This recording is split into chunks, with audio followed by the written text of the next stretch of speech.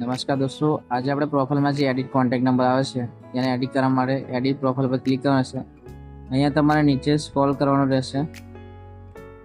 Edit પ્રોફાઇલમાં ફરીથી આવીશું આપણે।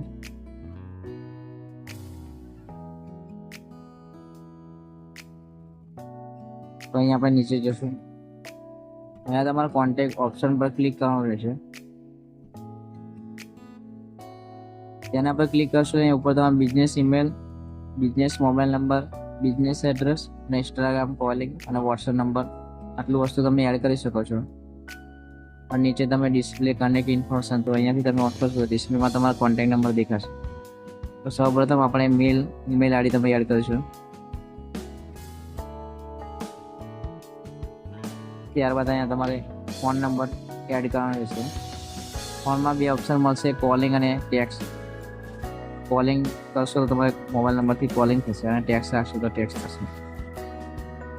લખીને ઉપર પર ક્લિક કરશો એટલે મોબાઈલ નંબર તમારો સેવ થઈ જશે।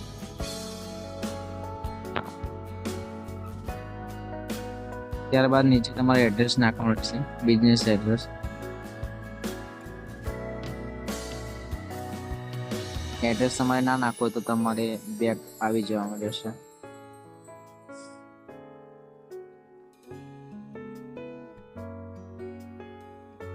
બેક આવશો એટલે તમે અહીંયા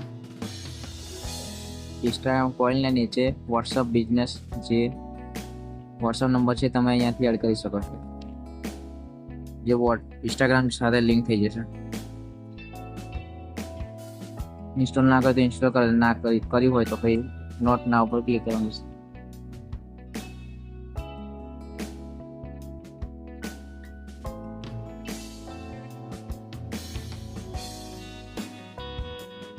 મોબાઈલ નંબર નાખીને વોટ્સઅપ નીચે સેન્ડ કોડ પર ક્લિક કરવાનું રહેશે।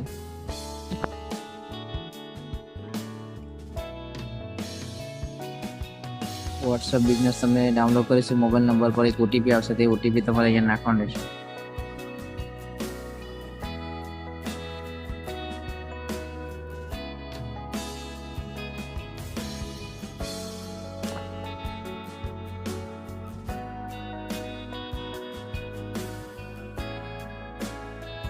પાંચ ડિજિટનો ઓટીપી હશે, નાખ્યા બાદ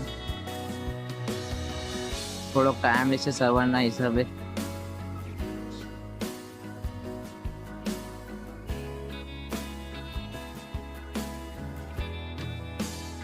ઓટીપી સક્સેસફુલ થઈ જશે।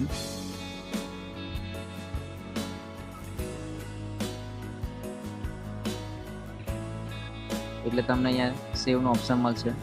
સેવ કર્યા બાદ નીચે ડિસ્પ્લે કનેક્ટિંગ ફોર્મ પર ક્લિક કરશો એટલે તમે જે પણ ડિટેલ્સ નાખી છે તમારી પ્રોફાઇલમાં દેખાશે।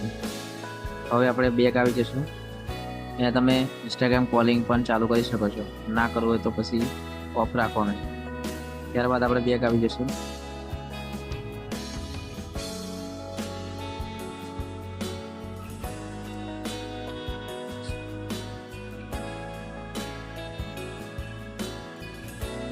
અહીંયા તમે રિફ્રેશ કરશો એટલે તમને સાઈડમાં કોન્ટેક્ટ ડિટેલ જોવા મળશે। અહીંયા તમે જે પણ ડિટેલ્સ નાખી છે તમે જોઈ શકો છો।